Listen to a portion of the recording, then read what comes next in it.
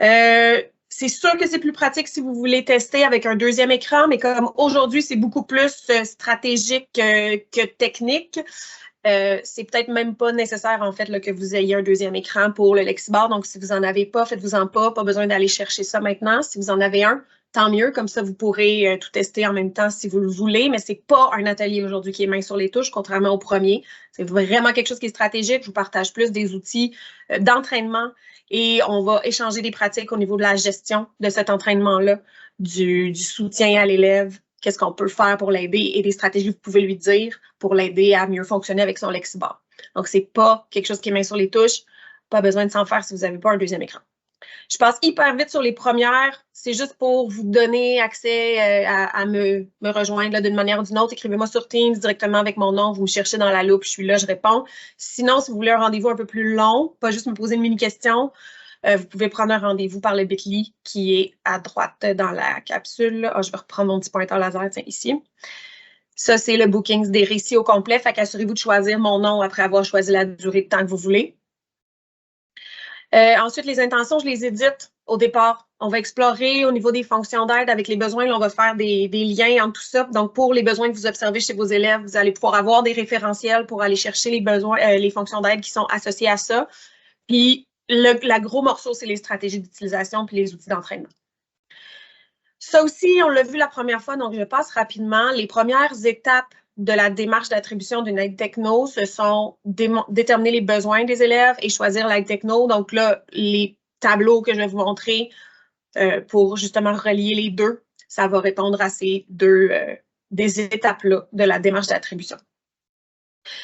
Ça aussi, on l'avait dit au début, mais je veux le ramener super rapidement. C'est possible d'utiliser les aides techno, même en palier 1, avec l'ensemble de vos élèves et ça vous aide à voir les besoins aussi de les utiliser. Donc, ne vous gênez pas, vous avez le droit de faire ça.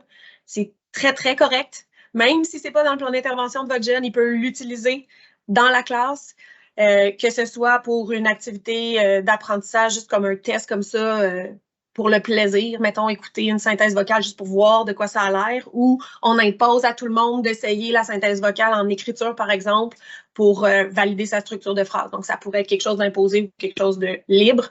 Puis si c'est libre, puis que vous voyez qu'un élève le réutilise tout le temps, posez-vous des questions. Je suis certaine que vous les posez déjà de toute façon sur ces élèves-là qui les réutiliseraient tout le temps.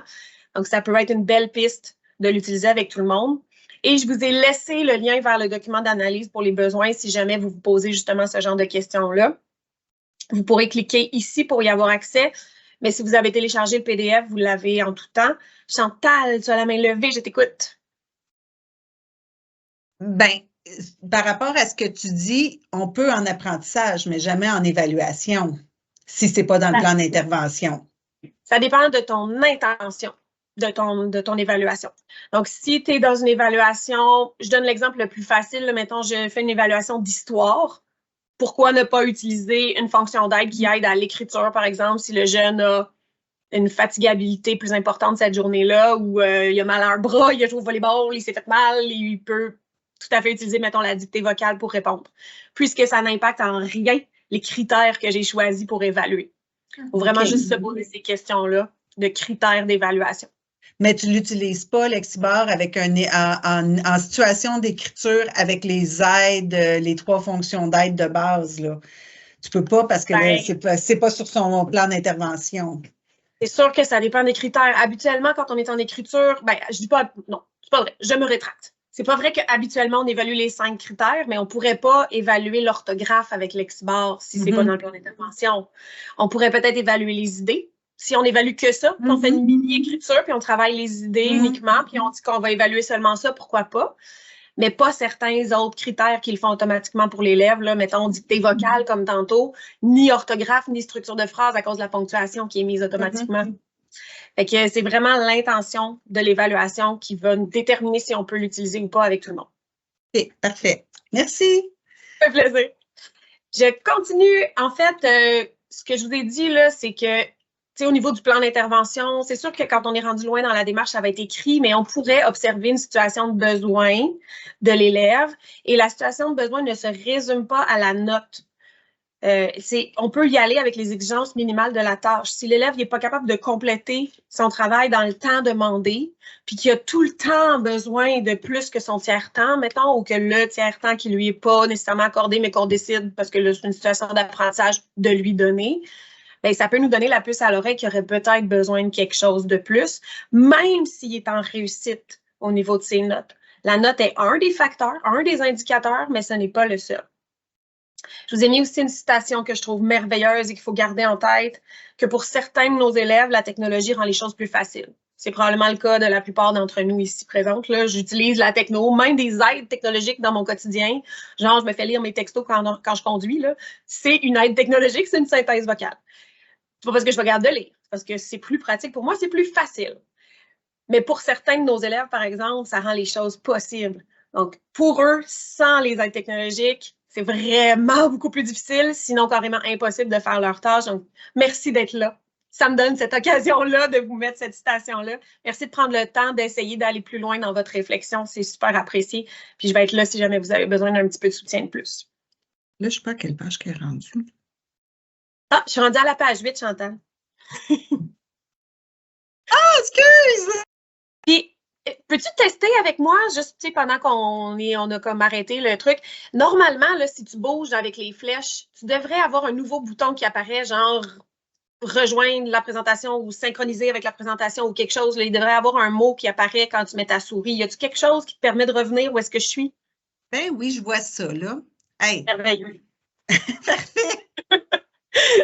Ça fait plaisir. Donc, justement, pour les besoins, c'est pas juste la note, c'est pas juste la réussite scolaire, c'est la réussite éducative. Donc, ça comprend beaucoup plus que seulement les besoins scolaires.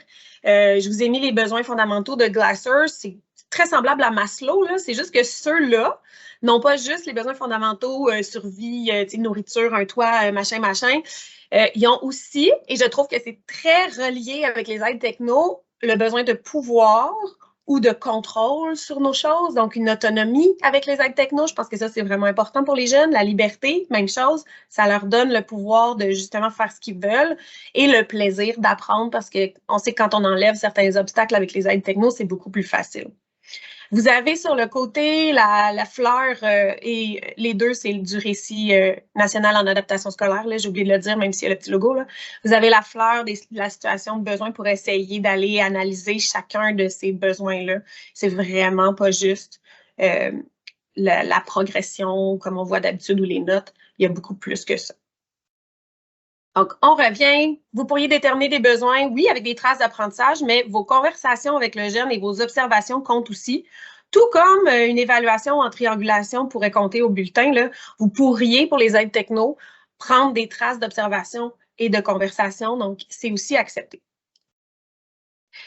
Ça, c'est un outil. Vous pouvez cliquer. D'ailleurs, je ne vous l'ai pas dit, là, mais à chaque fois qu'il y a le petit symbole de clic, comme ça, là, en gris, vous pouvez cliquer sur ce qui est juste à côté. Ici, c'est le mot source pour y avoir accès. Et quand c'est comme ça, et pas juste souligné parce que vous avez aussi d'autres liens ici, c'est que je vous recommande vraiment d'aller cliquer dessus et d'aller vous le mettre en favori pour celui-là parce que c'est une page web ou de vous le télécharger quand c'est un document. Donc, celui-là, c'est un Geniali qui a été fait par, là, c'est super petit à mon écran. Je ne sais plus si c'est Marivic ou si c'est SSDM. Je pense que c'est Montréal, mais c'est trop petit à mon écran. Vous le voyez de toute façon, là, par un autre centre de service. Donc, ce n'est pas notre outil, mais je trouvais que c'était quand même fort intéressant pour aller creuser vraiment le plus possible au niveau des difficultés en français. Malheureusement, il n'y a pas le reste, mais déjà, si on a le français, c'est quand même un bon pas de prix. Donc, ça peut être vraiment intéressant. Puis, vous avez des modèles d'entretien que vous pouvez faire, des outils d'évaluation, il y a des outils de dépistage aussi. Vous pourriez vous associer avec l'orthopédagogue de l'école pour aller valider si ça convient, si elle n'a pas déjà quelque chose qui ressemble à tout ça. Donc, ça peut être fort intéressant. Un des outils que je vous partage aujourd'hui. Le prochain, ça, c'est notre outil. C'est notre tableau. Tableau synthèse des aides technologiques. Là, je vous demande encore une fois de cliquer sur la source. Puis je vais le faire moi aussi parce que est-ce que je peux... Non, il faut vraiment que j'arrête. Je vais partager mon écran quand même. Alors, Là, vous êtes dans le tableau. Ben oui, vous êtes là, je vous vois en haut. Dans ce tableau-là, vous avez des colonnes qui vont vous permettre d'associer les difficultés observées ou les besoins des élèves, vous le formulez comme vous voulez. Pour moi, c'est très relié ensemble, aux fonctions d'aide qui sont disponibles dans certains produits qu'on a chez nous. Les fonctions d'aide et les produits, c'est juste comme un vocabulaire différent. Dans le fond, là, la fonction d'aide, c'est ce que le produit fait. Et le produit, c'est ce que vous pouvez utiliser. Donc, dans votre plan d'intervention, par exemple, ça va être écrit la fonction d'aide auquel le jeune a droit, pas le produit, ou peut-être le produit va être entre parenthèses, ça dépend, il y a des équipes écoles qui l'écrivent comme ça. Mais ça aide quand même de savoir que le jeune est habitué avec le logiciel Word, par exemple, et le logiciel Lexibar, puisqu'on est ici pour Lexibar, mais il y en a d'autres, des logiciels qui fournissent, par exemple, la synthèse vocale, le suivi dynamique, l'assistance pictographique, la mise en évidence des symboles, des syllabes et des sons, l'enregistreur vocal, ça c'est j'enregistre un audio, là, il n'y a pas d'écriture, ou la dictée vocale, ça c'est je dicte et le logiciel écrit pour moi. Donc, tout ça pourrait aider un élève qui a ces difficultés-là à gauche, là, reconnaissance de mots lus, le décodage, les graphèmes, la fluidité qui est à revoir. Les méprises aussi sont incluses là-dedans, pas juste la vitesse de lecture, mettons, la compréhension du message si c'est difficile, ou la formulation de réponse complète par rapport à la compréhension. Là, on est tout en lecture. Si vous allez plus loin dans le document, vous avez la compétence à écrire également. Dans la compétence à écrire, vous avez 3 pages. La lecture, c'était une seule page. C'est pour ça que j'ai mis tout ensemble, là, incluant la formulation de réponse complète. Mais dans celle pour l'écriture, j'ai plus séparé les difficultés qui sont observées, plus par rapport au geste moteur ici, qui est très difficile, donc le traitement de texte, la dictée vocale ou l'enregistreur vocal va aider. Ici, vous avez tout l'aspect graphème-phonème au niveau de l'écriture, les méprises, la formulation de la pensée, quand on cherche nos mots, quand on n'est pas capable d'avoir accès à notre champ lexical qu'on veut écrire, ou à l'orthographe carrément des mots. Chantal, je viens de voir ta main levée. Est-ce que tu l'as encore levée ou j'ai... C'est bizarre, je le vois à une place, mais pas à l'autre. Ben non, elle est éteinte, elle est baissée. Oh non, mon Teams, il me fait encore ça. Ça m'a fait ça à la dernière rencontre. Je comprends pas. Je voyais des mains levées fantômes. Les gens ne levaient pas la main, puis moi, je les voyais. Bah, écoute, c'est pas grave. On va se donner ce droit-là de prendre 30 secondes puis vérifier parce que je veux pas passer à côté de vos questions. Donc, compétences à écrire toujours, partie 2. Au niveau des besoins de l'élève, c'est juste d'orthographier correctement. On a Lexibar et il y a Usito qui est en ligne, qui peut être un dictionnaire qui est très intéressant pour vous. Puis, il y en a même un que j'ai oublié d'ajouter. Au niveau du dictionnaire phonologique, on s'en reparle tantôt parce que je vais vous donner un outil d'une démarche d'autocorrection que vous pourriez utiliser avec vos élèves qui inclut Lexibar et que vous pourrez adapter parce que là, c'est super, super complexe. Peut-être que vos élèves sont vraiment pas rendus là. Vous gardez une copie pour vous, là, pour avoir tout, puis vous effacez ce qui ne sera pas utile pour vous. Et là-dedans, il y a l'autre dictionnaire qui s'appelle le Dico Apiceras, que je vais vous montrer dans un petit instant, là.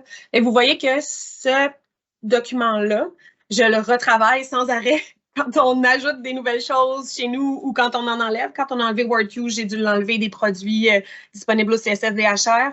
Donc, celui-là, oui, vous pouvez vous en télécharger une copie, il n'y a pas de problème, mais je vous recommande vraiment, vraiment, vraiment de vous le garder dans vos favoris. Donc, d'aller cliquer sur la petite étoile si vous êtes dans Chrome comme moi, ou il y a des favoris dans Edge aussi, là, allez-y avec votre navigateur préféré. Mais gardez-le en version web, pas en version papier, celui-là. Vous pouvez vous en imprimer une copie, mais sachez que je le retravaille et je le mets à jour tout le temps. Donc, c'est ça. Gardez-en une copie si vous voulez, mais gardez aussi le lien pour aller chercher la dernière version au besoin.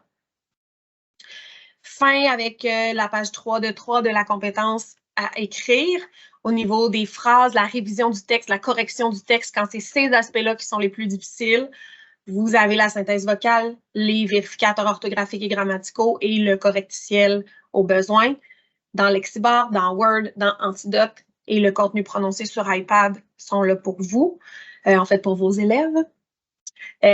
Voilà, je pense que ça fait le tour de ce document-là. Il y a évidemment d'autres colonnes, vous les avez vues, là, les valeurs ajoutées. C'est ce que l'élève va pouvoir faire. Ça pourrait vous aider à formuler certains objectifs de pays. Là, dans 2 mois, ou d'ici la révision du plan d'intervention, l'élève pourra faire telle chose, améliorer l'enchaînement entre ces phrases, par exemple.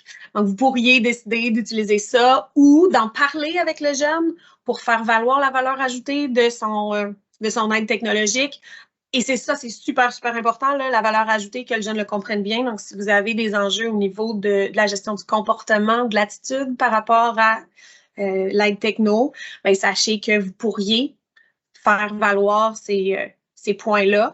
Il y a aussi d'autres choses qu'on peut faire. On y reviendra plus tard de toute façon. C'est un des points qu'on va aborder ensemble. Et il y a aussi des modalités dans celui-là et des enjeux à réfléchir. C'est quasiment plus des petites pistes de genre, faites attention à telle chose, pensez à telle affaire, avoir un casque d'écoute pour la synthèse vocale, ça peut être pratique. Toutes des petites affaires de même ou des limites à la fonction d'aide. Donc, si l'élève veut utiliser une dictée vocale, mais que sa prononciation n'est pas au point, il va y avoir des frustrations assurément avec la dictée vocale. Donc, pour certains élèves, ça va prendre un entraînement de la dictée vocale, si c'est possible. Dans certains outils, ça l'est.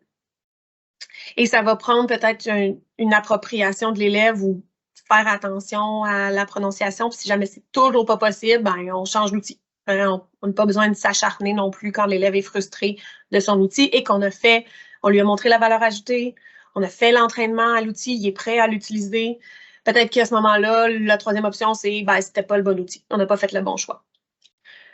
Donc voilà, je reviens dans la présentation sans mon partage d'écran dans le PowerPoint.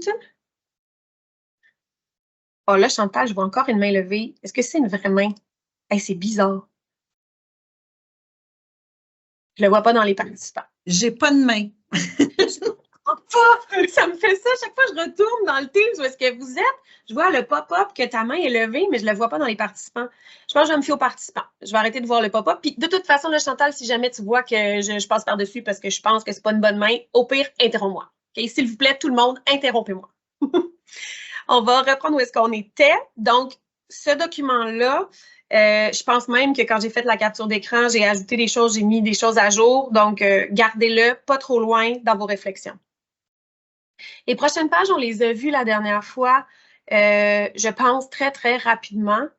Je vous les ai remises parce qu'on s'est dit qu'on faisait des liens entre les fonctions d'aide de Lexibar et les besoins. Puis là, dans le tableau que vous n'aviez pas juste Lexibar, là, vous aviez tous les produits qu'on a, ou en tout cas, du moins que je connais à date au CSSDHR et que j'ai pensé ajouter, parce que là, je viens de voir qu'il y a quelque chose qu'il faut que j'ajoute. Mais bref, c'est comme un résumé, là, ces pages-là, de ce que vous pourriez aller chercher comme bénéfice avec, par exemple, le prédicteur orthographique, qui était aussi dans WordQ. Donc, c'est le prédicteur avec les lettres du mot. Donc, celui-là, si l'élève a besoin d'améliorer son orthographe lexicale, mais qu'il a quand même une connaissance de base de celle-là, ou du moins des stratégies pour aller travailler ses sons. Exemple, il ne trouve pas ce qu'il cherche dans le prédicteur de mots orthographiques, mais il est quand même capable d'aller échanger certaines lettres. Je vous donne l'exemple de le son F au début d'un mot. Il veut écrire philanthrope. Il écrit avec un F. Il est quand même capable de se dire, ah oui, le F, il peut s'écrire aussi PH. Je peux essayer ça pour aller voir si mon mot est bien écrit. Donc, dans ce cas-là, le prédicteur de mots orthographiques serait peut-être suffisant pour lui.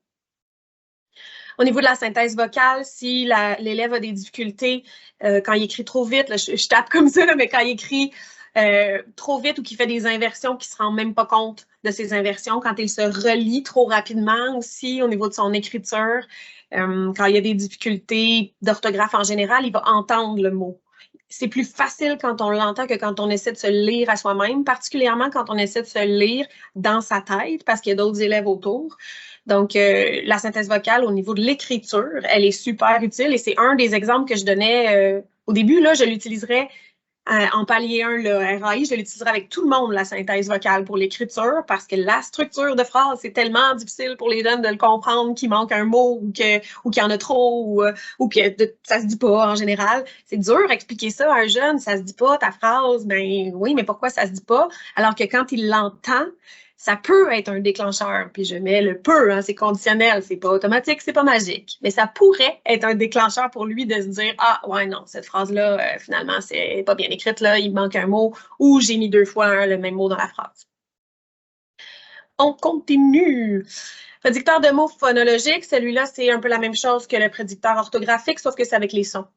Donc, dans Lexibar, les 36 phonèmes, je pense, de la langue française, graphèmes, phonèmes, sont là, sont bien identifiés. Et il y a même des inversions qui sont à l'intérieur, le V avec le ch avec le j, qui se ressemblent beaucoup dans la langue française, sont toutes mis ensemble et ça aide à trouver le bon mot. Mais malgré ça, c'est pas toujours le cas. Il apparaît pas toujours le mot. Donc, il faut quand même travailler les stratégies avec le jeune. Qu'est-ce qu'on fait quand le mot que tu veux vraiment écrire n'apparaît pas dans la liste?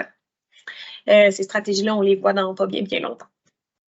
Au niveau des illustrations, l'accès au sens en lecture ou bien en écriture pour le choix du mot, parce qu'il apparaît aussi dans la boîte de prédiction, pas juste dans la fenêtre de lecture. Ou on a rajouté ça récemment, les élèves issus de l'immigration, auxquels on n'avait pas pensé lors de nos premières formations. Ça peut être très utile. Il y a évidemment des limites aux illustrations. Parce qu'on avait vu là l'exemple avec la porte, qui était le verbe porter, là. Je me souviens plus c'était quoi, là, la plante porte des bourgeons ou quelque chose comme ça, mais c'était une illustration d'une porte. Il y en a d'autres, des exemples comme ça dans Lexibar. Et si jamais vous avez des élèves, vous voulez tester les illustrations et vous avez dépassé le temps de test de Lexibar gratuit, par exemple sur votre portable pour le prêter aux jeunes pour une petite activité, mais sachez que dans Word, dans le lecteur immersif en ligne, il y a des illustrations. Vous pourriez essayer de l'utiliser. Ce n'est pas exactement comme dans Lexibar. Donc, on ne peut pas écrire le texte et voir les illustrations partout au-dessus des mots. Il faut cliquer sur les mots pour voir les illustrations, mais ça peut quand même être un bon dépanneur si jamais vous voulez les tester avec l'ensemble de vos jeunes ou avec quelques jeunes qui n'ont pas de portable avec Lexibar de disponible avec les illustrations, parce qu'on se souvient que ces deux fonctions d'aide-là sont dans la version payante. Donc, pas disponible pendant tout le reste de votre utilisation de Lexibar une fois que vous avez dépassé le premier mois, les 3 premiers mois. Je ne me souviens plus c'est combien de temps la période gratuite. Ça, c'était les exemples de portes, justement, là, au niveau des illustrations. Je passe par-dessus. Celui-ci, c'est le vérificateur orthographique. Donc, un élève qui devient en surcharge. Hein? Je viens de voir que j'aurais pu utiliser la synthèse vocale pour relire mon PowerPoint. Très bon exemple à utiliser avec les élèves, comme quoi même les adultes font des erreurs. J'imagine que vous faites tout ça aussi. Moi, je faisais ça régulièrement dans ma classe. Ah tiens, je viens de voir une erreur.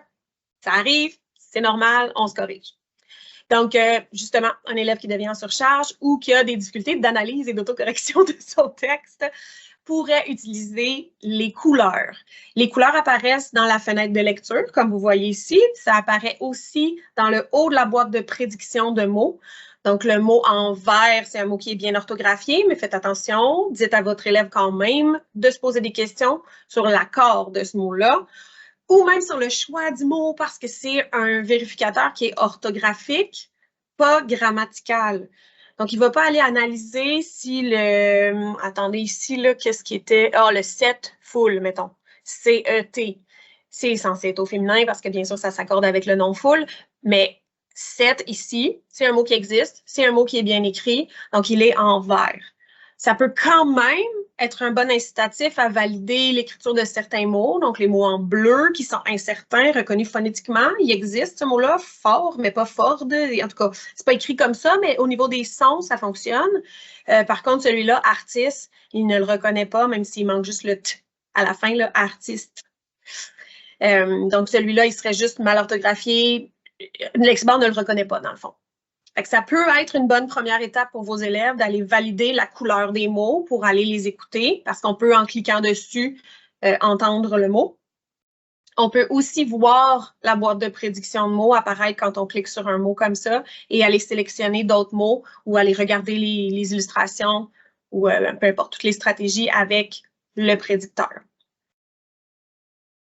On passe aux 2 étapes suivantes. C'est vraiment le gros bloc là, de notre rencontre d'aujourd'hui, la mise à l'essai et l'entraînement. Et au niveau de en classe, qu'est-ce qu'on fait, comment on s'organise. Donc, justement, au niveau de la classe, comment on s'organise, je vais vous demander, s'il vous plaît, d'aller cliquer au tableau, sur l'écran. On est prof, on reste prof toute notre vie, je pense. Hein? Donc, allez cliquer, s'il vous plaît, sur le document gestion de l'entraînement aux aides technologiques. C'est un document qui devrait être collaboratif. Donc, essayez d'écrire dedans n'importe quoi, n'importe où, là, Juste un petit test, ah, OK, je vois que vous commencez à écrire, c'est parfait, merci. Je vais vous amener, puisqu'on n'a pas tant de temps que ça, je pensais prendre peut-être un 4-5 minutes gros max là-dessus, parce qu'il y a plusieurs sections. Et c'est un document que j'ai déjà utilisé dans une autre formation. Je ne sais pas si vous étiez là. Je suis désolée si je vous fais répéter vos astuces, mais je trouve qu'à la gang, on est tellement plus intelligent. Je ne peux pas avoir toutes les réponses.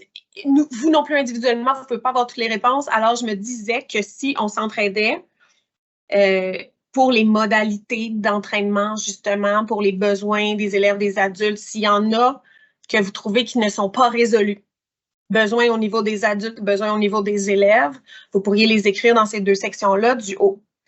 Au niveau de l'organisation de l'environnement, l'organisation de la classe, si vous avez des idées que vous trouvez vraiment pertinentes à partager, allez les écrire dans cette section-là. Il y a des couleurs partout, là, les 2 bleus en haut, c'est les besoins. Ensuite, il y a comme une espèce de vert étrange, là. Vert cacadois, je sais pas. Je suis pas très... Y a-t-il une prof d'art dans la salle? Sinon, il y a la section qui avait déjà été commencée par les petites sous-équipes que j'avais fait la dernière fois dans l'autre formation sur les modalités propices à l'entraînement. Comment est-ce qu'on commence? Comment on s'organise? Comment on planifie? Comment on adapte les tâches? Là, toutes les super belles choses que vous faites déjà, parce que vous en faites déjà, des coups de cœur, des bons coups, finalement, que vous faites à ce niveau-là. Allez lire ce qui est déjà là, allez bonifier, allez rajouter des choses. Il y a plein de lignes, là, gênez-vous pas pour aller en mettre. Il y a aussi des moments en vert un peu plus bas, là, des moments propices à l'entraînement. Pour l'instant, il y a juste un entraînement individualisé avec l'orthopédagogue, mais il ne faut pas que ça repose uniquement sur l'orthopédagogue. Donc, si vous avez d'autres idées de moments qui sont propices à l'entraînement, ce serait là que vous pourriez aller l'écrire. Il y a aussi des questions en vrac. Si vous voulez poser des questions, vous pouvez le faire évidemment oralement. Sinon, il y en a là. Et il y a un répertoire en dessous que je vous ai mis, que vous pourriez compléter parce qu'il y a plein de lignes sur des outils utiles, mettons, au niveau de l'entraînement. Ces outils-là, généralement, je les ai mis ailleurs aussi là, dans le document, dans le PDF. Je pense que vous les avez tous même dans le PDF. Ouais, je les ai tous mis. Donc, vous n'êtes pas obligé de vous copier ces liens-là. C'est pas nécessaire. Vous avez déjà le PDF. Ils sont à la fin dans le PDF, sont listés. Vous les avez, donc pas de souci là-dessus. Donc là, j'arrête de parler. Je vais couper ce bout-là au montage de toute façon. Je vous laisse essayer d'aller écrire ça. On se donne 4 minutes. À 50, on revient. Bien, en fait, je vais regarder si jamais ces personnes écrivent ou vous n'avez pas d'idée pour l'instant. Je le sais que je vous en demande beaucoup parce que vous êtes à la fin de votre journée de travail, vous aussi. Donc, si jamais c'est vraiment, c'est pas, vous partagez pas, c'est pas grave. Sachez qu'il y a quand même des choses là. Oh, merci, je vois des personnes qui écrivent. Merci beaucoup. Fait que je vous laisse jusqu'à 50, je me tais.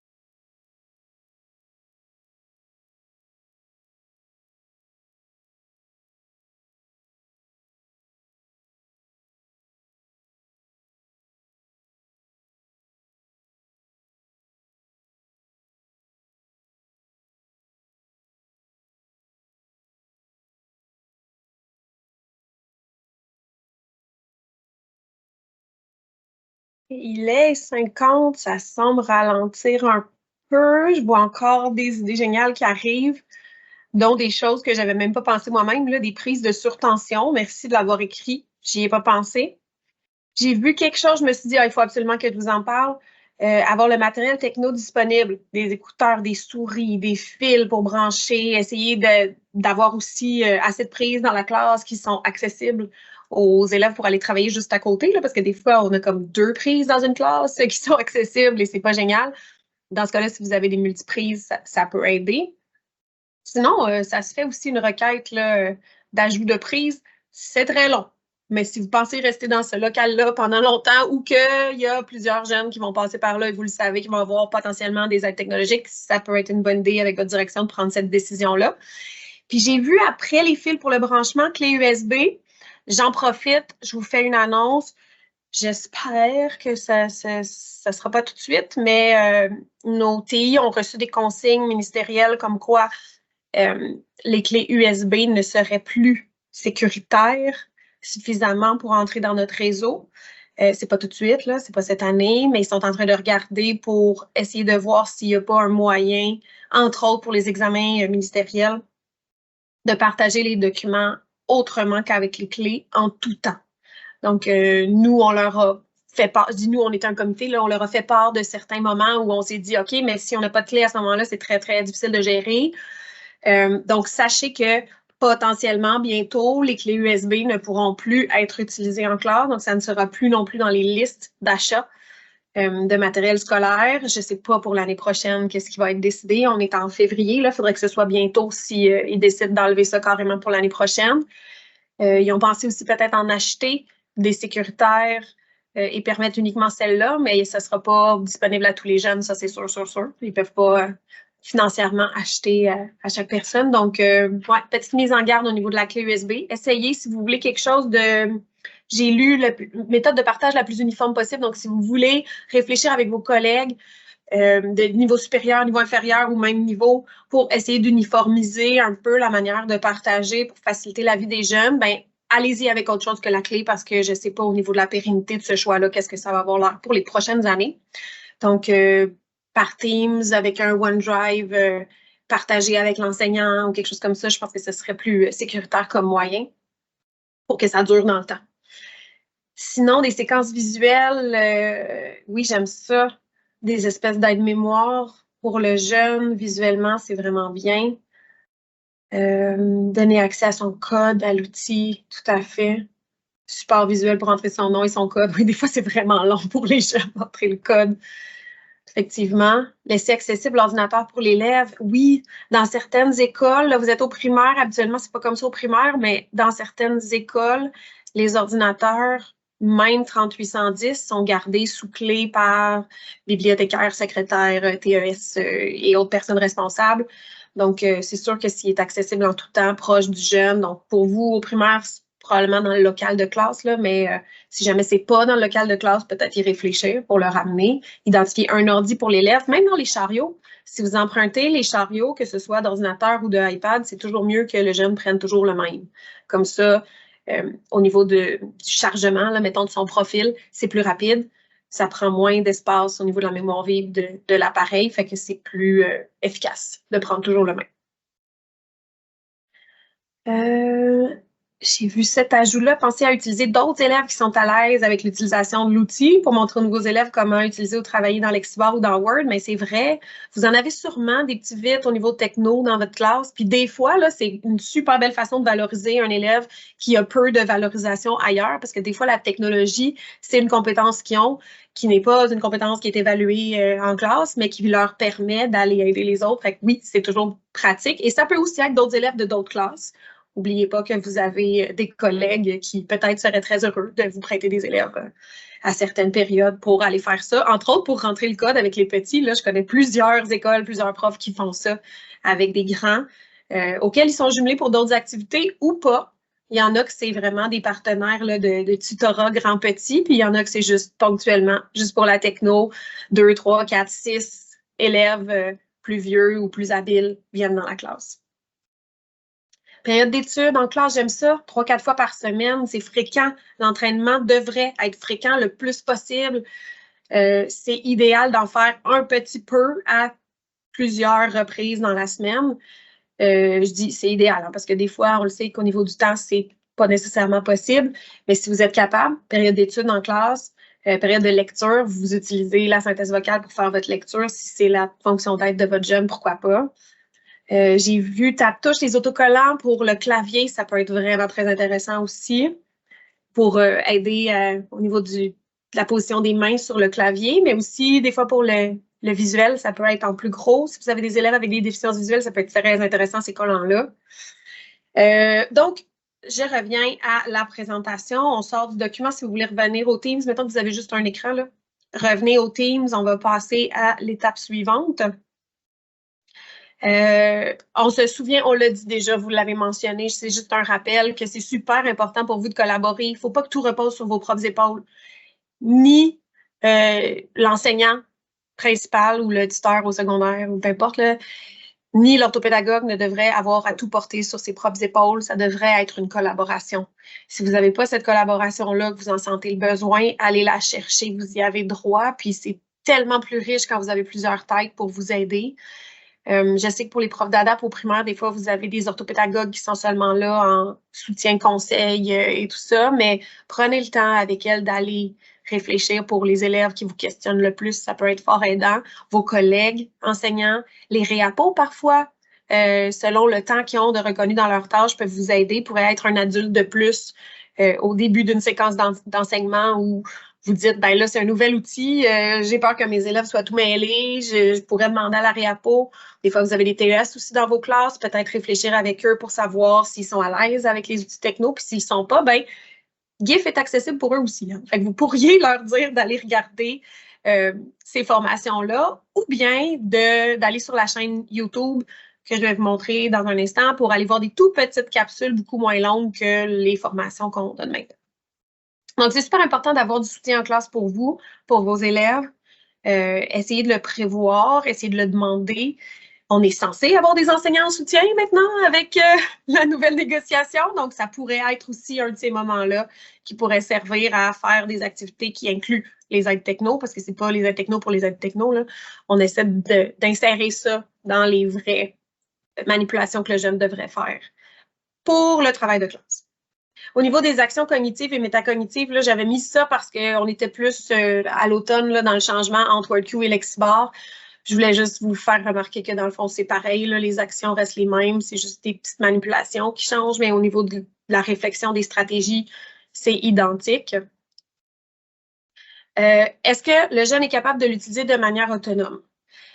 Puis là, je ne parle pas nécessairement juste de son entraînement, d'habileté, là, je reprends mon pointeur, mais des habiletés techniques et stratégiques là, pour utiliser l'ordi ou pour utiliser le Lexibar. Je parle aussi de ce qui lui est proposé comme document. Donc, est-ce que les documents sont accessibles dans toutes les matières? Des fois, avec les spécialistes, c'est plus difficile. Peut-être les sensibiliser au niveau de ça si jamais vous voyez que, si mettons en éducation physique, peut-être qu'un document accessible, c'est moins important, mais en anglais, fort important de pouvoir l'écouter au besoin. T'sais. Donc, allez-y avec ce qui est super important pour votre jeune. Puis votre rôle à vous, je vous le rappelle, c'est un rôle de collaboration. Vous ne devriez pas être tout seul là-dedans. Essayez d'en parler avec votre direction si jamais c'est vraiment ça la situation pour vous, parce que c'est très, très difficile de tout avoir apporté. Vous avez tellement d'autres choses à faire aussi que, s'il vous plaît, allez chercher l'aide dont vous avez besoin. Puis si jamais c'est quelque chose qui est plus poussé, vous avez besoin d'un soutien pour réfléchir à tout ce qui est aide techno et vous voulez mettre en place un comité puis qu'il n'y a pas assez de personnes ou vous avez besoin d'un peu plus, bien, vous pouvez m'écrire. Moi, je peux me déplacer dans les écoles pour aller réfléchir avec vous. Au niveau de l'accessibilité, on l'a fait la dernière fois dans nos manipulations, dans Word. Très rapidement dans le PDF, là, on a manqué de temps un peu pour aller plus loin dans le PDF, mais je vous rappelais que vos constats là, pour Word et PDF, c'est que c'est évidemment plus accessible dans Word. Au niveau de Lexibar, c'est d'autant plus accessible parce qu'il est connecté. Je vais vous remettre la prochaine diapo pour vous remontrer là, ce que je veux dire. Il était connecté ici, là, vous vous souvenez, le petit symbole avec le X dans le coin supérieur gauche. De la fenêtre de Lexibar, peu importe laquelle, là, boîte de prédiction ou fenêtre de lecture. Quand il y a le X, il y a certaines fonctionnalités qui ne sont pas accessibles. Le suivi du curseur, donc, pour moi, c'est moins important, là, mais l'ajout de lettres à un mot pour aller le retravailler, ça me dérange vraiment beaucoup. Si le jeune qui est déjà en difficulté ou qui a déjà des difficultés à taper au clavier doit effacer son mot au complet pour recommencer. Je trouve ça vraiment dommage. Donc, essayez le plus possible d'utiliser des documents Word et utiliser des documents Word dans le Word Bureau, pas dans le Word en ligne. Pour certaines choses, comme le lecteur immersif, le Word en ligne est vraiment mieux. Mais la plupart du temps, le Word Bureau va fonctionner pour toutes les manipulations qu'on veut faire de base avec Word et beaucoup plus facile pour la mise en page. Donc, essayez d'utiliser le plus possible le Word Bureau. Et ça m'amène aussi à vous dire que si jamais vous avez des documents qui sont en PDF, sachez que vous pouvez les ouvrir dans Word. Je ne sais pas si c'est quelque chose que je vous avais déjà montré la dernière fois, mais dans le fond, vous faites juste ouvrir votre logiciel Word. Et ensuite, au lieu de faire fichier nouveau, commencer un Word ordinaire, vous faites fichier ouvrir et vous allez chercher le document PDF. Et là, il va s'ouvrir dans Word. Si c'est un document qui a plein d'images, une mise en page un peu spéciale, mettons comme un magazine là, avec des encadrés, des images un peu partout imbriquées dans le texte, ça se peut que ce soit plus difficile et que vous ayez plus de remaniement de mise en page à faire, donc ça va vous prendre plus de temps. Mais honnêtement, moi, il y a des documents où il y avait quelques images et beaucoup de texte et ça m'a pris 3 secondes et c'était transformé en Word. Donc, ça peut être une très bonne solution pour vous si votre jeune a besoin d'écrire beaucoup des réponses. Donc, au niveau de la prédiction de mots, ce serait important de pouvoir retourner travailler dans les mots. Donc, dès que vous êtes capable d'utiliser Word, utilisez Word.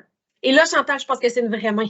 Oui, c'est une vraie question. Ben, justement, par rapport à la lecture, parce que là, tu nous as parlé beaucoup d'écriture, mais la lecture, tu sais, toutes les bugs qu'on a en lecture avec Lexibar, c'est-tu parce qu'on ouvre en PDF? Non. Non. J'aurais aimé ça pouvoir te dire, ah oui, c'est à cause de ça, mais non. En théorie, Lexibar est censé fonctionner en tout temps dans un PDF qui est accessible, évidemment. Il ne faut pas que ce soit une image, le PDF, là, on l'avait vu la dernière fois. Dès qu'on est capable de sélectionner le texte dans un PDF, ça devrait être capable de nous le lire. Mais oui, effectivement, il y a plein de bugs. Oui, vraiment. Je sais. On me l'a dit beaucoup et je l'ai vécu moi-même. D'ailleurs, dans une formation que j'ai faite il y a vraiment pas longtemps, mon Lexibar a décidé qu'il buguait à ce moment-là quand je faisais mes démonstrations. Fait que c'était merveilleux.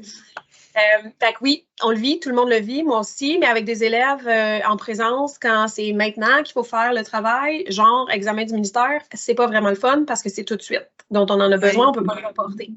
C'est pour ça que j'ai prévu des alternatives parce que je me suis dit, qu'est-ce que je peux faire pour les aider, là, ça n'a pas de bon sens.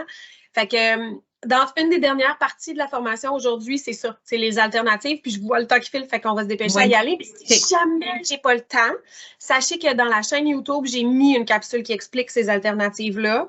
Et il y a plein de liens cliquables dans la description de la capsule sur YouTube. J'ai partagé ça déjà dans le Teams d'adaptation scolaire, dans le Teams de français, primaire, français, secondaire. Si vous n'êtes pas encore abonné à ces Teams-là, ben, il est dans Adapt de toute façon. J'ai partagé ça aussi dans le Teams des orthopédagogues. Et c'est sur la chaîne YouTube dans la playlist Lexibar. Donc, si jamais vous ne l'avez pas, si on n'a pas le temps là, de se rendre en détail, ben, au moins vous aurez ça comme alternative. Puis je sais que ce n'est pas parfait, mais j'ai essayé de rester dans les logiciels qui sont utilisés par les enfants. Donc, toutes les alternatives sont dans Word ou dans Adobe Reader pour les PDF. Puis il y a 2 sites en ligne pour des dictionnaires, le dictionnaire Usito puis le Dico Apiceras, qui lui inclut le phonologique et les illustrations. Je reviens. Ça, c'est juste parce qu'on m'a mentionné que c'était fatigant pour les élèves d'avoir ce symbole-là, le jaune, quand la mise à l'essai gratuite des 2 fonctions d'aide payantes normalement est terminée. Ils voient juste des symboles jaunes partout à la place des illustrations. Ils voient juste des symboles jaunes partout à la place du prédicteur phonologique. Donc, dans ce cas-là, ouvrez Lexibar, allez dans les paramètres. En faisant un clic droit là, sur l'icône en bas à droite, j'ai gardé la petite capture d'écran de l'autre fois d'avant. Puis allez les désactiver, les fonctions. Comme ça, vous ne verrez plus le triangle jaune. Là. Allez désactiver les illustrations et le prédicteur phono si vous êtes arrivé au bout de votre essai gratuit. Ben, au moins, ça ne sera pas fatigant parce que ça surcharge visuellement. C'est super désagréable. Fin de la parenthèse. Comment soutenir l'entraînement maintenant? C'est le temps que je vous partage plein d'outils et mes réflexions personnelles là-dessus. Dans le fond, j'ai essayé de résumer les conseils que je donne le plus souvent aux gens quand je fais des accompagnements avec les aides techno. Puis si vous en avez des conseils là-dedans, là, vous allez avoir accès à un document Word qui résume tout ça, mais en beaucoup, qui contient tout ça avec beaucoup plus de détails. Donc ça, c'est le résumé. Puis le document Word que vous pourrez garder et modifier parce que vous aurez probablement, vous aussi, des choses qui sont des stratégies qui sont très utiles. Bien, si vous voulez me les partager, je serai preneuse parce que vous êtes sur le terrain, vous l'essayez avec les jeunes. Moi, j'y vais un peu sur le terrain quand les gens m'invitent, mais sinon, c'est vous qui êtes avec les élèves. Donc, si jamais vous envoyez des élèves qui utilisent une stratégie qui est intéressante ou vous dites une stratégie intéressante à un de vos élèves, bien, s'il vous plaît, partagez-les moi et je vais mettre à jour ce document-là qui arrive dans 3-4 diapos, là, ça ne sera pas long. Donc, résumé des stratégies pour soutenir les élèves, je les ai divisées en 3 sections. Les stratégies pour les profs avant la tâche, donc je prépare ma recette. J'ai fait une belle analogie, j'étais bien contente de ma petite image. Donc, planifier des tâches qui sont adaptées. Dans le document Word, vous allez avoir une liste de critères, peut-être 8 critères, 9 critères, quelque chose comme ça, à penser pour l'accessibilité des documents. Donc, ça peut être vraiment intéressant parce que, même moi, j'en découvre là, avec l'accessibilité des documents de fois en fois quand je consulte des experts là-dedans. Fait que planifier des tâches qui sont adaptées pour vos élèves, c'est l'accessibilité des documents, mais c'est aussi qu'est-ce qui se fait à l'ordinateur. Qu'est-ce que je pourrais faire, mettons, avec tout mon groupe pour me faciliter la vie au niveau de l'entraînement? Parce que si je suis en train de gérer un groupe qui fait une tâche, genre, tu fais une maquette avec des boîtes d'œufs en carton puis du matériel récupéré, puis toi, il faut que tu fasses ta tâche sur l'ordinateur. C'est beaucoup plus difficile que si je demande de faire un plan à l'ordinateur pour tout le monde, puis que je donne les mêmes consignes à tous, sauf que toi, tu as les consignes audio, par exemple, à réécouter au besoin. Donc, ça pourrait être ça comme stratégie. Introduire un seul outil à la fois. Un nouvel outil devrait être introduit, c'est mon conseil, là, c'est pas une vérité absolue, là, mais selon moi, ça devrait être introduit avec une tâche qui est plus familière.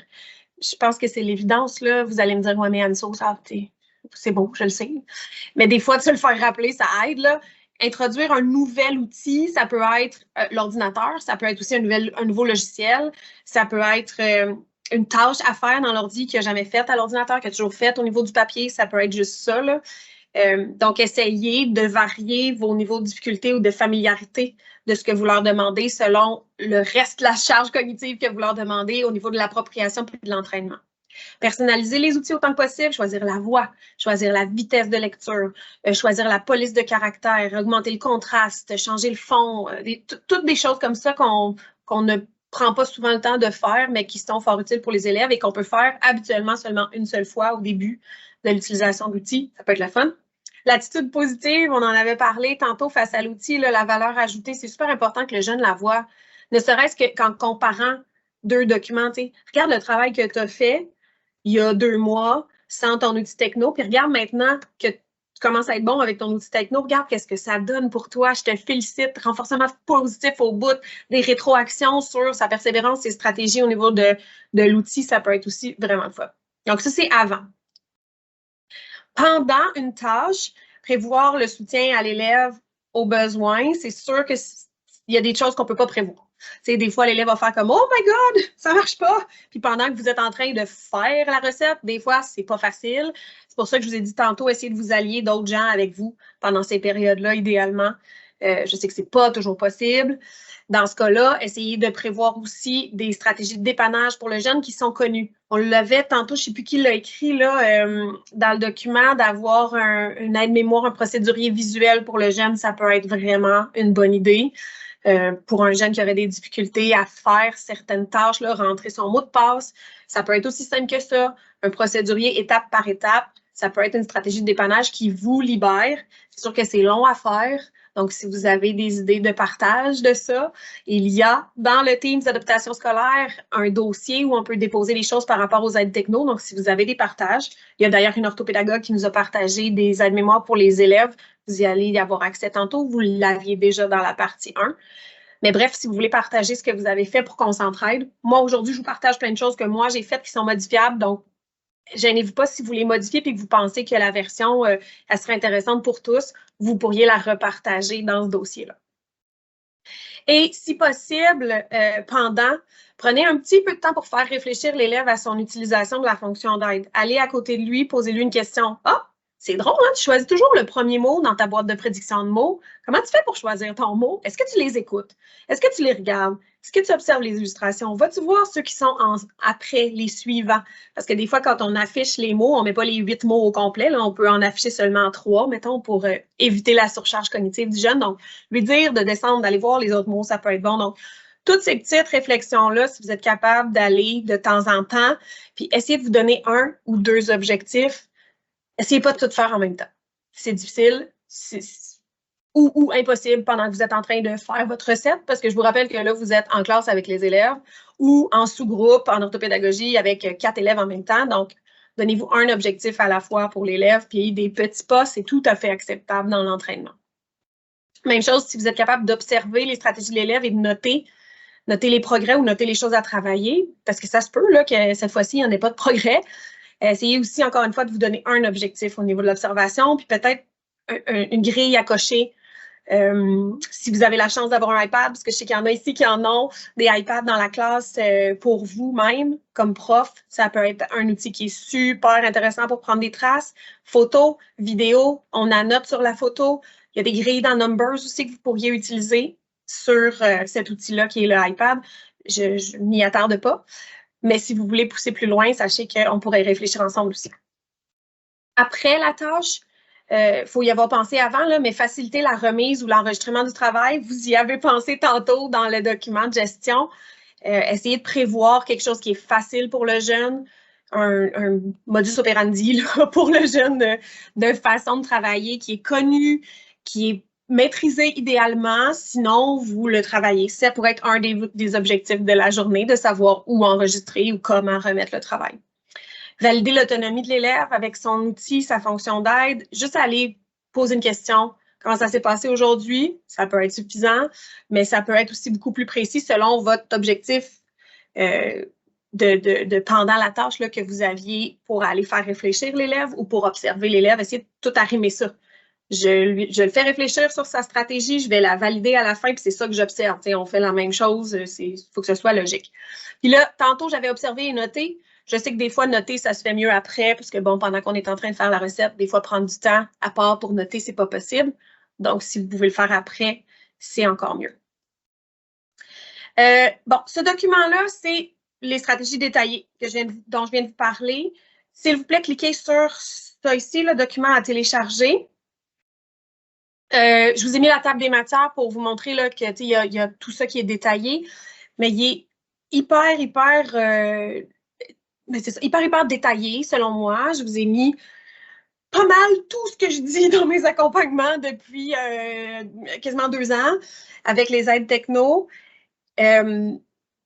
Là, vous devriez être dans le document, mais pas en modification. Donc, le lien de partage que je vous ai donné, c'est pour vous en faire une copie à vous-même, pour le garder, pour surligner une stratégie que vous voulez travailler avec votre jeune aujourd'hui ou peu importe. Puis, il y a certains petits liens parfois dans le document. Donc, ça peut être intéressant de le garder en format numérique, ce document-là. Ouais. Là, la mise en page, elle est laide. Je vous le dis, vous arrivez en ligne. C'est vraiment pas beau. Donc, téléchargez-le et ouvrez-le en version Word Bureau. Ça va être beaucoup mieux. Pour la mise en page, Word Bureau va vraiment, vraiment mieux. Et il y a beaucoup de sous-points, plein de stratégies là-dedans, dont des stratégies de dépannage ou d'observation, comme on a dit, là, mais si je pouvais avoir, mettons, 3 heures avec vous autres, puis qu'on réfléchisse, puis qu'on crée ce document-là, ce serait génial, ou qu'on bonifie. Mais là, j'ai vraiment pas le temps. Je trouve ça vraiment dommage parce que ça finit dans 15 minutes, mais je vous le laisse. C'est tout ce que j'aimerais vous dire, finalement, si j'avais vraiment, vraiment beaucoup de temps, ce document-là. J'ai fait ça pour vous cette semaine en me disant que il fallait que je trouve un moyen de tout vous donner ça, ces informations-là qui sont dans ma tête, mais qui viennent aussi de profs que j'ai accompagnés. Là, donc, je suis allée recueillir plein d'informations un peu partout. Fait que ça, c'est le gros document. Dans les prochaines pages, vous allez avoir des résumés de ça que vous pouvez utiliser avec vos élèves. Parce que ça, c'est pas le document que vous donnez à vos élèves. Là. Pas du tout. Ça, c'est pour vous, comme professionnel, pour accompagner l'élève dans son entraînement. OK? Ça, c'est le but de cet outil-là. La prochaine page, c'est quelque chose que je vous avais déjà mis. C'était une démarche d'autocorrection qui incluait les aides techno, mais ce n'était pas seulement avec le Lexibar.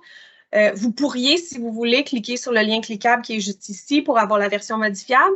Mais je vous en ai préparé un avec le Lexibar à la prochaine page. Donc, je vais m'attarder plus à celui-là, vu que l'autre, on l'a regardé la dernière fois. Ce document-là, je vous ai mis des captures d'écran parce que j'ai mis des icônes de Lexibar, des icônes de Word, le haut-parleur de Lexibar, la boîte de prédiction de mots de Lexibar. Et il y a les deux petits icônes, là, c'est vraiment tout petit, là, mais de Usito et du Dico Apiceras avec les illustrations et le phonologique. Donc là, si vous cliquez sur démarche d'autocorrection avec Lexibar et avec Word, vous allez avoir accès au document. Encore une fois, c'est un document en consultation et il est vraiment pas beau en ligne. Même chose que l'autre. S'il vous plaît, téléchargez une copie ou gardez-le en favori. Je fais le signe de l'étoile. Gardez-le en favori avec votre petite étoile en haut pour avoir les dernières mises à jour parce qu'au fur et à mesure qu'il va être utilisé, que je vais avoir des rétroactions là-dessus. D'ailleurs, si vous en avez, merci de me les donner, ou d'autres versions, je vais pouvoir les déposer dans le même document, là, les autres versions. Donc, on pourrait faire une démarche d'autocorrection, là, c'est plus 6e année, premier cycle du secondaire, là, c'est cette démarche-là parce qu'elle est super, méga, trop complète pour des élèves qui commencent à faire une démarche d'autocorrection. Mais je me suis dit, je vais aller plus loin comme ça. Vous, dans votre Word, vous pourrez en enlever ou modifier, mais c'est plus facile pour vous d'en enlever que d'aller ajouter plein d'éléments à valider quand vous êtes en démarche d'autocorrection. Puis ce sont des choses, des questions à se poser et des gestes à poser à l'ordinateur. J'ai essayé de garder ça au minimum, là, changer les couleurs, mettre en gras. Il y a pas tant de manipulation que ça à faire. C'est plus des choses à aller valider, des petites questions à se poser, puis quoi faire si on ne trouve pas là, le mot dans le prédicteur de mots, par exemple. Quelles questions on peut se poser comme élève, là. Ça, c'est vraiment pour l'élève. Et pour vous, si vous le souhaitez, parce que j'ai mis 2 colonnes au début. Les 2 colonnes servent à faire, soit pour le jeune, une première vérification par soi-même, avant une rétroaction, soit par vous si vous avez le temps, soit par un partenaire d'écriture, si vous en avez dans vos classes, mettons que vous travaillez avec les ateliers d'écriture ou un plus vieux, le tuteur du tutorat qui viendrait lire le texte et qui donnerait une petite rétroaction aux jeunes. Donc, il pourrait aller cocher ce qu'il a remodifié après. Puis vous, ça vous donne un suivi des stratégies de correction, de révision du jeune, ce qui peut être vraiment intéressant. Mais sachez que si vous ne voulez pas utiliser les 2 colonnes, vous pouvez aussi. Ou vous pouvez utiliser la première colonne pour votre jeune qui commence à faire ses révisions. Il va aller cocher ce qu'il a fait ou surligner dans le tableau carrément ce qu'il a fait. Et vous pourriez vous garder la 2e colonne. Donc, ça peut être utilisé de n'importe quelle façon. Encore une fois, là, je vous le partage. En toute humilité, je l'ai terminé hier soir, très tard. Donc, si vous voyez des coquilles ou si vous voyez des choses à changer, s'il vous plaît, dites-le moi. On poursuit. Donc, après ça, c'est la version la plus allégée possible que j'ai réussi à vous faire. En fait, j'ai modifié quelque chose qui avait été fait par un autre collègue réussi dans un autre centre de service. Les signets d'astuces de Lexibar. Cliquez là-dessus. Encore une fois, là, vous voyez le petit symbole de clic. C'est un autre document que je vous donne, une autre ressource que je vous partage. Et celle-là, vous pourriez l'imprimer idéalement en couleur parce qu'on sait que le Lexibar a les codes de couleur, là, le bleu, rouge, vert. Ça serait vraiment le fun. Sinon, au pire, vous pourriez utiliser des surligneurs ou des crayons de couleur pour faire les couleurs avec le jeune quand vous êtes en train de pratiquer ces stratégies-là.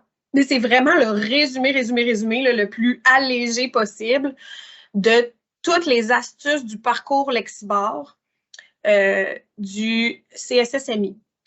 Je vais vous le montrer dans quelques diapos. J'espère y arriver parce que je vois le temps qui file, c'est épouvantable, mais de toute façon, vous avez le lien dans le PDF. Ce parcours-là, version allégée, il est plus loin. Je pense que je vais aller vous le montrer tout de suite, puis je vais revenir parce que ça va ensemble. Donc, les signets sont faits pour être imprimés et gardés.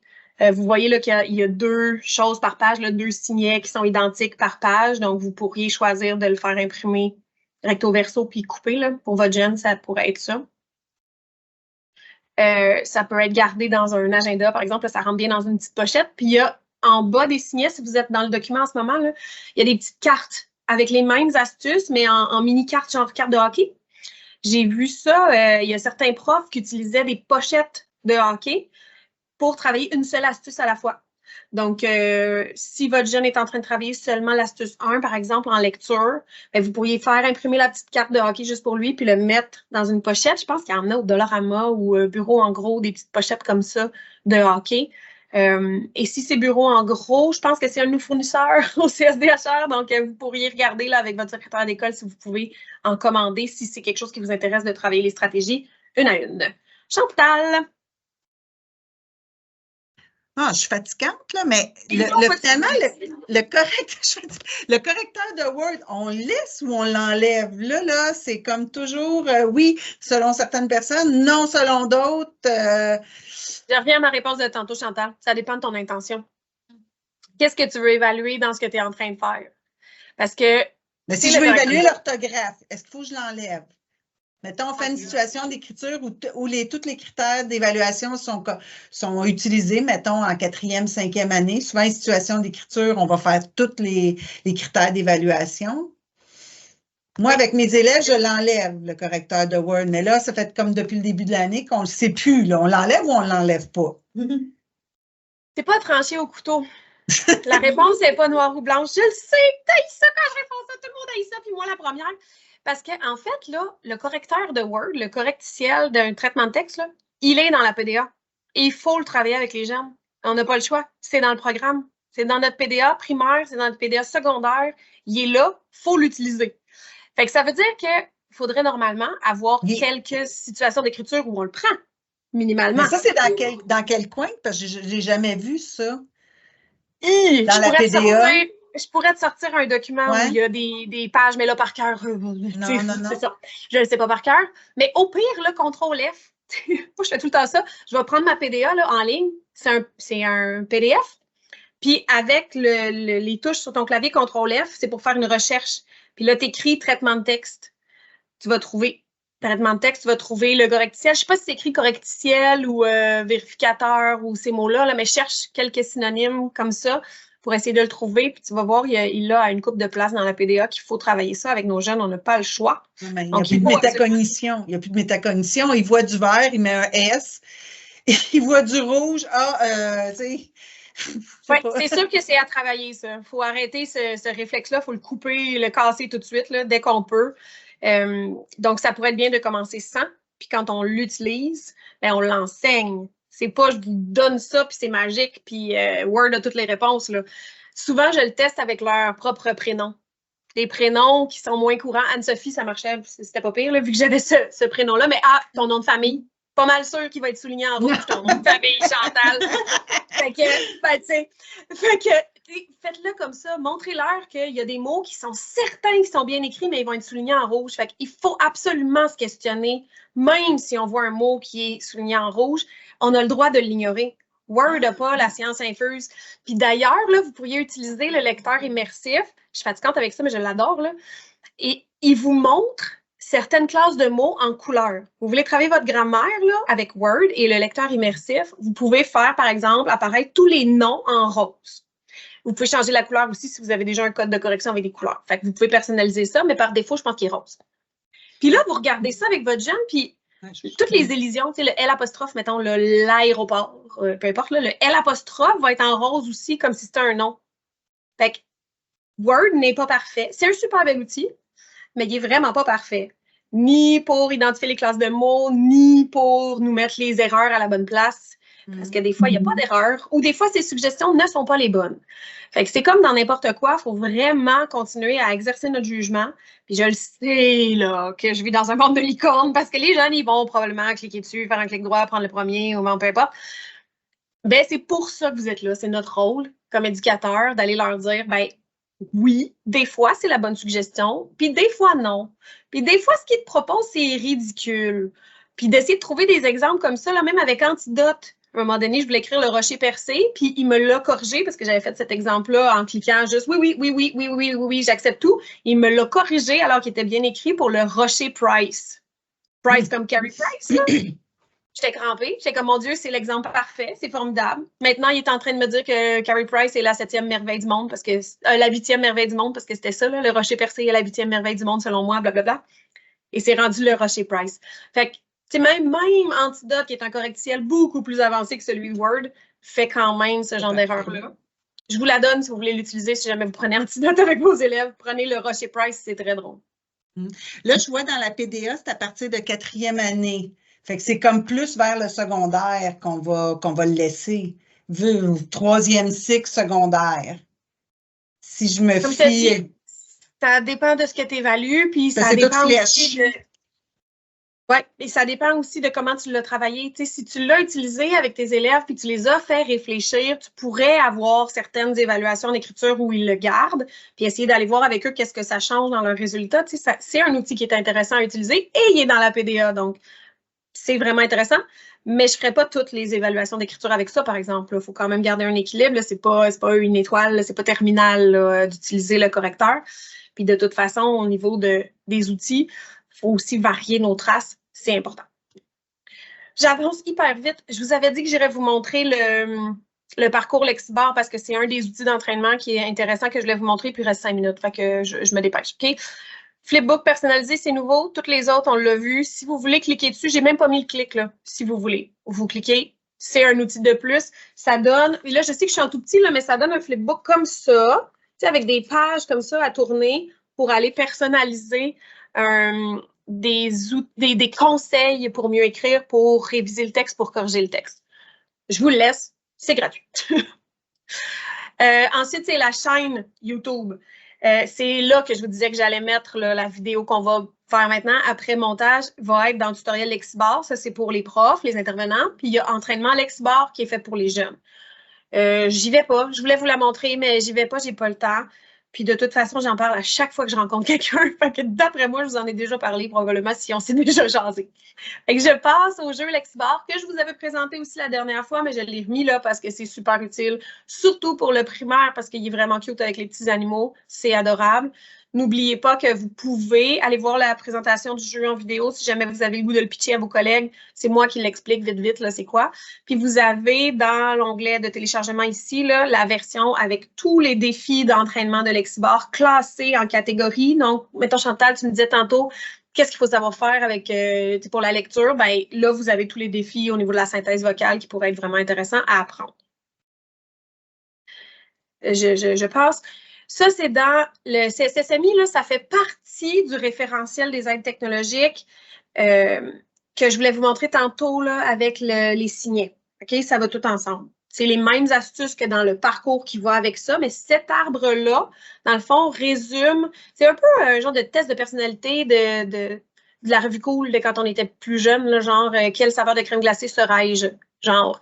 Mais là, c'est qu'est-ce que je fais si mon jeune n'aime pas utiliser les aides techno ou si ça ne fonctionne pas? Ben, est-ce qu'il a compris pourquoi il l'utilise? La quête de sens dont on parlait tantôt. Est-ce qu'il sait pour lui c'est bon pour telle raison?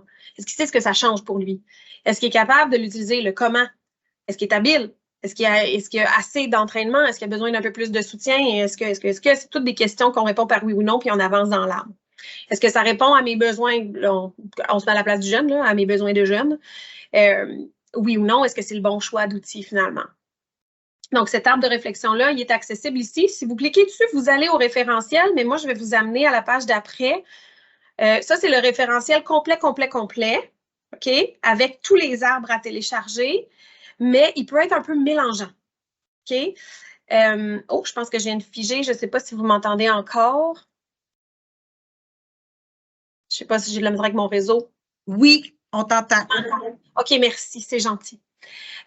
Donc, l'autre d'après, mon url.ca, parcours Lexibar, c'est, là, celui-là, il faut que je clique dessus, il faut que je vous amène, là, c'est trop important. Je vous amène là. C'est la page web de 2 centres de services qui se sont associés ensemble pour aller faire le parcours d'entraînement à Lexibar.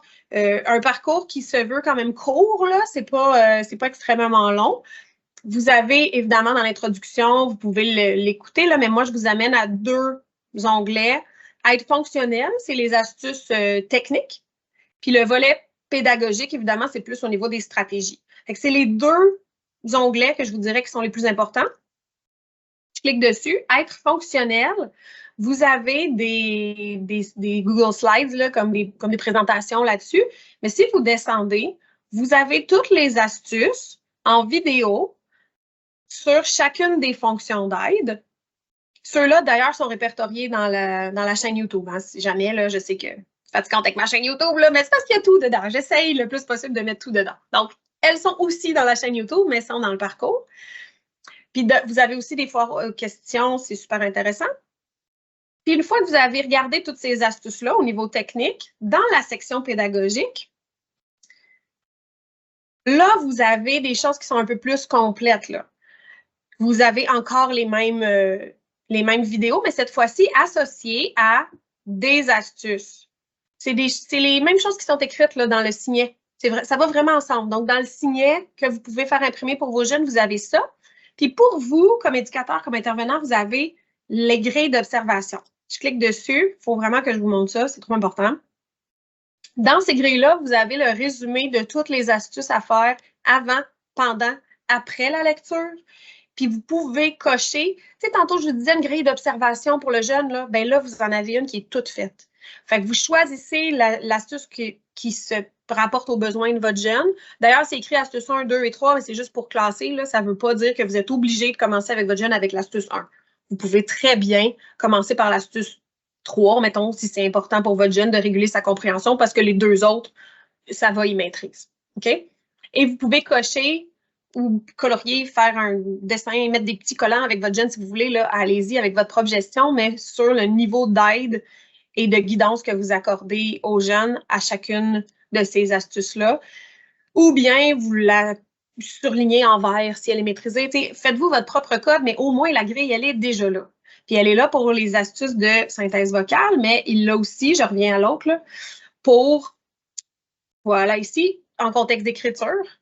Il l'a aussi, grille d'observation pour les stratégies en écriture, puis grille d'observation uniquement pour la correction avec les aides techno, avec Lexibor.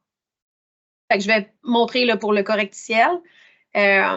S'assurer ici que le correcticiel orthographique du traitement de texte est activé. Et là, en parenthèse, si nécessaire, hein, on se l'est dit, c'est pas tout le monde, c'est pas tout blanc. Puis là, vous avez toutes les astuces au niveau de la rétroaction vocale. C'est la même chose que la synthèse vocale. Hein. C'est la même chose, c'est juste en contexte d'écriture. C'est une rétroaction sur ce que tu as écrit, donc rétroaction vocale, mais c'est la même fonction d'aide, synthèse vocale. Puis vous avez aussi toutes les autres astuces là, qui sont là, mots en vert, mots en bleu, mots en rouge. C'est un peu plus détaillé, mais ça va quand même avec les signets. Là. C'est la même chose. Donc pour vous, si vous voulez vous servir de ces deux outils-là, en plus d'avoir les vidéos qui vous aident, vous, à aider le jeune, ou si votre jeune est assez habile avec la technologie ou assez vieux pour l'écouter, il pourrait l'écouter avec vous, là, mais la vidéo, à la base, elle est pensée pour les éducateurs. Et là, il est 4h32 et je suis vraiment désolée de vous faire ça et de dépasser le temps. Je sais que c'est super précieux, votre temps.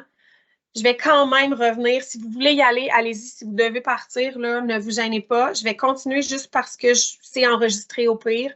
Donc, je vais terminer ça. Parce qu'il y a des gens qui peuvent rester, tant mieux, merci de rester. Sinon, c'est pas grave, ne vous sentez pas mal du tout de partir au besoin. Donc, là, je vous ai partagé ces documents-là. Je vous avais dit que je vous parlerais des astuces si Lexibor bug, en fait, des alternatives. Fait que j'y vais. Quand Lexibor ne fonctionne pas, si vous avez un document Word que vous voulez utiliser, il y a le lecteur immersif. Et là, si vous voyez, je reprends mon petit pointeur, là, ça vous amène à des vidéos tutoriel pour comment utiliser le lecteur immersif. Fait que, tu sais, je vous l'expliquerai pas là. Je veux juste vous dire que ça existe. Et ce sont les mêmes liens que j'ai mis dans la grosse capsule qui est plus longue sur toutes les alternatives quand Lexibor bug que j'ai partagé, qui va être dans l'InfoStress jusqu'à ce qui s'en vient là, la semaine prochaine. Je pense que vous allez le recevoir ou jeudi cette semaine. En tout cas, le prochain, c'est dedans, cette capsule-là. Sinon, c'est aussi partagé dans les Teams Adapt Ortho français. Puis c'est les liens dont je parle dans la capsule. Fait que c'est la même affaire, vous l'avez en primaire. Fait que voilà, pour la lecture, synthèse vocale dans le lecteur immersif, ça va vraiment bien. Au niveau du visuel aussi dans le lecteur immersif, c'est génial. La lecture à voix haute, si on ne veut pas sortir du document Word, on peut l'avoir tout simplement. Le prédicteur de mots de Windows, il existe, OK? Il existe. Il vous montre 3 mots. C'est vraiment pas aussi performant que celui de Lexibor, mais si Lexibor plante et que vous n'avez rien d'autre, c'est toujours mieux que rien du tout. Et ça va l'afficher peu importe où est-ce que vous écrivez. Donc, ça fait comme une petite case grise avec 3 mots. Il affiche aussi des emojis, puis il affiche aussi des prédictions. Quand on fait un espace, là, il affiche une prédiction de ce qui pourrait s'en venir. Un peu comme nos cellulaires, là, quand on tape un message, on a des prédictions de co-occurrence des mots, là, donc de ce qui pourrait arriver après. Le lecteur immersif, il est dans Word, il est dans OneNote aussi. Si jamais vous utilisez le bloc-notes de classe, ça peut être super le fun, mais c'est le même là, dans Word. Je vous ai mis des captures d'écran parce que je pensais qu'on aurait le temps de l'explorer un peu. Ah, c'est ça que je vous disais tantôt. Tu sais, mettre les noms en rose, là, c'est ça, ça ressemble à ça. On peut aussi mettre les étiquettes pour que ce soit écrit un petit N au-dessus. Je ne m'attarde pas à ça. Je vous laisserai l'explorer avec les capsules vidéo. Si vous travaillez dans un PDF et que l'Exbar bug, vous avez la lecture audio dans le logiciel Adobe Reader. Pas besoin d'avoir d'autres choses. Okay? Ça existe. Encore une fois, ce n'est pas parfait.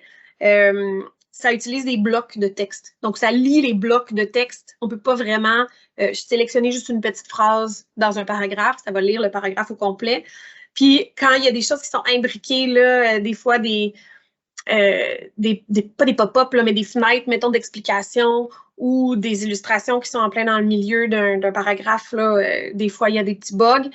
Mais pour un document avec pratiquement juste de la lecture, ça peut être vraiment pratique. Puis, je l'ai testé avec certaines illustrations, ça fonctionnait bien, mais c'est ça, c'est pas parfait. Toutefois, mettons qu'on est dans un contexte où on ne peut pas reporter, ben, au moins, on a accès à une synthèse vocale dans un PDF. N'oubliez pas que vous pouvez aussi ouvrir des PDF dans Word. Des fois, ça peut sauver la peau de certains, en tout cas, de certains moments qui ne fonctionnent pas bien, là. Si vous avez le temps, après, peu importe, merci de compléter le form d'appréciation. Si vous prenez le temps, ça prend à peu près 4 minutes. Ça me donne une rétro sur ce que je vous ai dit, sur ce qui est intéressant, moins intéressant, pratique, pas pratique. Donc, je m'améliore avec ça. Si vous avez le temps, merci, c'est super apprécié. Si vous n'avez pas le temps, je comprends aussi. Et je pense qu'après, je vous ai mis les ressources, voilà. Les ressources dont je parlais tantôt là, dans le document de gestion avec vos suggestions, c'est les mêmes ressources qui sont là. Et je vous ai remis le même document de gestion, encore une fois, c'est dedans. Je vous ai mis une étoile à côté du site du Récitas parce que c'est la référence au Québec, c'est le récit en adaptation scolaire. Puis sur leur site, ils ont plein de réponses à plein de questions que vous pourriez vous poser sur les aides techno. Donc, c'est mon coup de cœur. Puis il y a aussi la chaîne YouTube, évidemment, là, que je vous ai remis là parce que je la mets tout le temps partout. D'ailleurs, ça m'amène à vous dire que si jamais vous avez des suggestions pour la chaîne YouTube, si vous cherchez quelque chose et vous ne le trouvez pas, écrivez-moi un petit message dans Teams. Je suis très rapide sur le Teams, là, fait que écrivez-moi. Des fois, si c'est là et vous ne l'avez juste pas trouvé, je vous l'envoie, le lien YouTube pour visionner la capsule. Puis si jamais c'est vraiment pas là, ça n'existe pas, je vais chercher, je vais tester pour voir si c'est compatible avec nos outils ici, parce que des fois, c'est fait ailleurs puis c'est moins efficace pour nous. Puis si jamais je trouve rien, mais je la fais moi-même. Fait que voilà. Sachez qu'à partir de maintenant, j'arrête l'enregistrement. Donc, si vous avez des dernières petites questions que vous ne vouliez pas poser avec l'enregistrement parce que vous saviez que ça allait être diffusé sur le web, ne vous gênez pas. Moi, je peux rester avec vous là aussi longtemps que vous voulez, jusqu'à, mettons, 5h15, on va chanter ce soir. Sinon, ben, je vous laisse partir en paix. Merci d'avoir été là. Bonne soirée. Puis, n'hésitez pas si vous avez des questions, écrivez-moi.